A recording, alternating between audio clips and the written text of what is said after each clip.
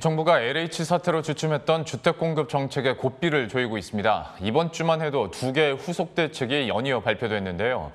정부의 계획대로라면 5년 안에 83만 가구가 공급돼야지만 당장 서울시장 선거와 또 공공주도 개발에 반대하는 주민 여론이 변수로 남아서 물량이 원활하게 공급될지는 아직은 미지수입니다.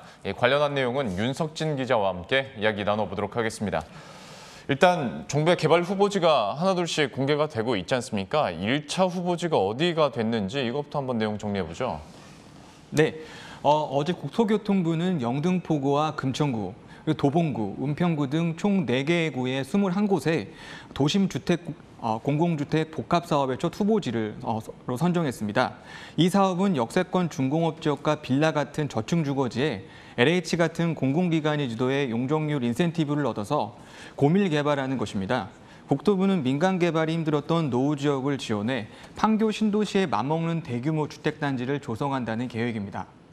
예정대로 사업이 잘만 진행되면 21곳에서 모두 2만 5천여 가구가 공급될 것으로 보입니다. 지난 30일에는 공공이 참여해서 노후 지역을 개발하는 공공재개발 후보지가 추가로 선정이 됐는데요.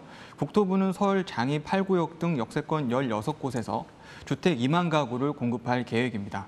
이들 공공재개발 추진 지역에 대해서는 용도 지역 상향이나 용적률 상향, 도시주택 완화 혜택 같은 을 적용할 예정입니다. 이 정부의 새로운 내용들이 이제 계속 연이어 발표가 되고 있는데 다시 이렇게 좀 속도를 내고 있는 특별한 이유가 있습니까?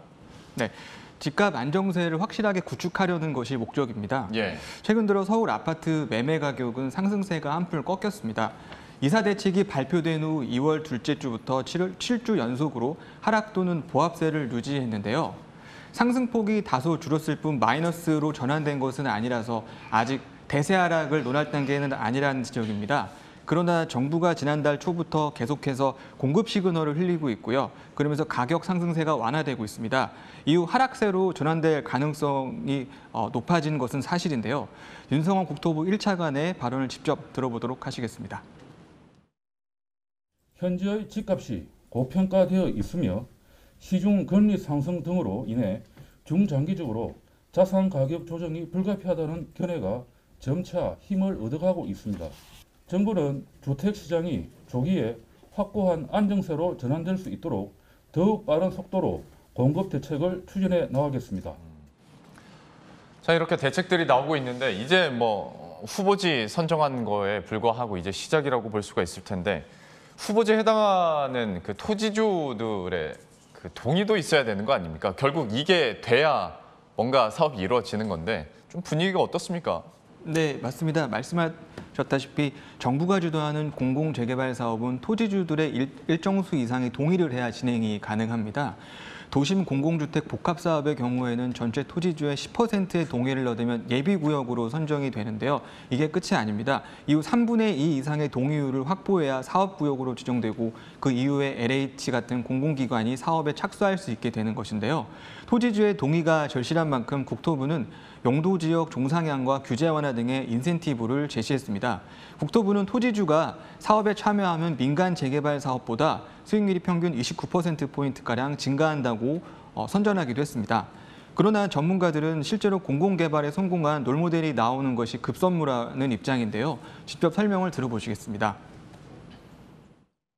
지금 시점에서는 수치상으로 제시되는 인센티브보다도 사업 대상지 주민들이 가시적으로 확인할 수 있는 성공 사례들을 먼저 궤도에 올리는 것이 중요합니다. 그리고 이제 서울시장 그 보궐선거도 이제 주택 공급 정부 정책의 하나의 변수로 지금 얘기가 되고 있는데 사실 지금 두 후보의 공약들을 봤을 때 뭐 정도의 차이는 좀 있을지언정 어떤 후보가 당선이 되든지 간에 어떤 민간 사업은 더 늘어나지 않을까 지금 예상이 되고 있는데요. 실제로 좀 전망은 어떻게 됩니까? 네, 그렇습니다. 우선 박영선 더불어민주당 후보는 민간 재개발 참여 확대를 얘기하고 있고요. 오세훈 국민의힘 후보는 민간 재개발 시장 완전 정상화 방침이어서 누가 되든지 간에 민간 개발 쪽은 확대될 것으로 보입니다.